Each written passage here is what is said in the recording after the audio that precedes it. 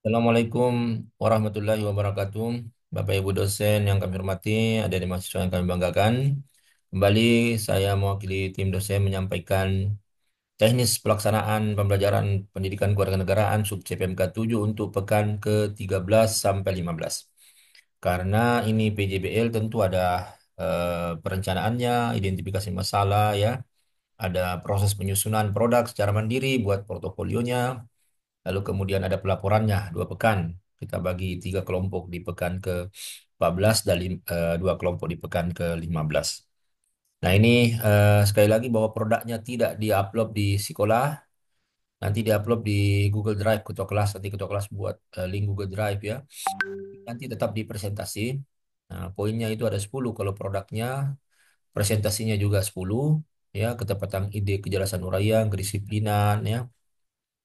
Kemudian pada saat pekan ke-12 ada 6 poin, berarti jumlahnya 26 poin. Karena di tugas pekan ke-12 ada 4 poin, jadi total 30 poin. Baik, kita lihat di PDF-nya, PDF pekan ke-13 sampai 15. Ini bisa di-download di Sekolah ya. Oke, pekan ke-13 tidak ada kuliah. Jadi jangan lagi ada yang merubah alur kuliah.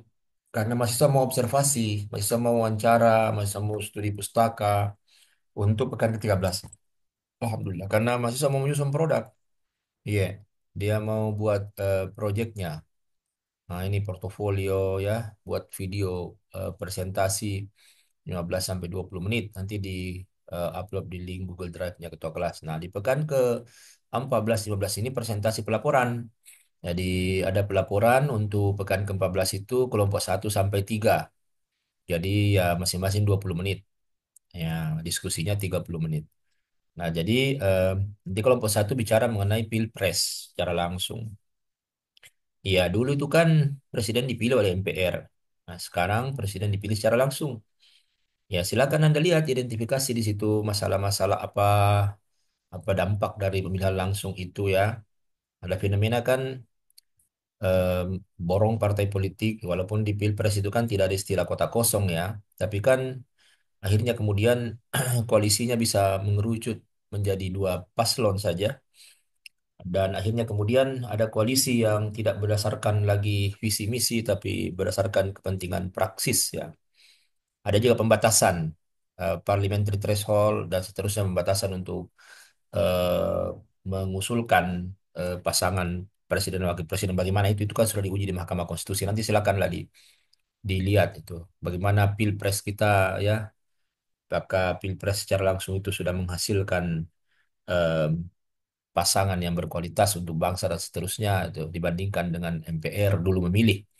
Kemudian dibilang pada daerah. Nah, ini juga ada fenomena borong partai politik akhirnya kemudian melawan kota kosong sehingga tidak ada pilihan ya. Walaupun kota kosong juga bisa memenangkan kontestasi, tapi kan akhirnya berdampak buruk tentu bagi roda pemerintahan dan pembangunan di sebuah daerah. Nah, ini pilkada ini kan lahir dinasti politik, lahir money politik dan seterusnya. Silakan nanti dilihat. Nah, kemudian pemilihan legislatif, DPR, DPD, DPRD, ini caleg-caleg kita yang terpilih itu ya dengan sistem pemilihan sekarang ini ada plus minusnya dengan proporsional tertutup sebenarnya. Kalau proporsional tertutup kan ada harapan bahwa mereka yang berkualitas itu disimpan pada posisi yang nomor urut eh, atas sehingga nanti bisa duduk ke sana di perwakilan kita. Tapi kan kalau akhirnya yang menentukan itu pengurus partai politik, lalu kemudian menempatkan di urutan atas mereka yang hanya punya hubungan nepotis, itu juga masalah. Gitu. Jadi bagaimana pemilihan legislatif itu? Ada yang mengatakan bagus kalau pemilunya dibuat dua. Ada pemilu nasional, ada pemilu untuk daerah, provinsi, kabupaten, kota. Masing-masing misalnya di pertengahan itu. Sehingga bisa bisa partai politik itu akhirnya dihukum oleh pemilih kalau kemudian tidak memperjuangkan aspirasinya di pusat misalnya ataupun di daerah. Karena kalau dia tidak baik di pusat, bisa dihukum dengan tidak dipilih di pemilihan legislatif daerah. Atau sebaliknya, kalau daerah tidak bagus, maka dihukum dengan tidak memilih partai tersebut wakilnya di pemilihan pusat. Tapi itu kan wacana-wacana yang saya pikir silakan lihatlah bagaimana pelaksanaan pileg itu. Kemudian, eh, Ini untuk kelompok tiga. Nah, nanti di pekan ke-15 itu ada dua kelompok, 4 dan 5. Ini Pilkades juga ini sudah mulai. Ya, sudah mulai ada hiruk pikuk di sana di pemilihan kepala desa karena ada dana desa dan seterusnya, ada pemegang proyek nanti proyek-proyek pembangunan ya yang membiayai Pilkades dan itu bisa buruk dalam demokrasi. Silakan dilihat. Malah ada yang biasa eh, konflik, saling bunuh karena beda pilihan.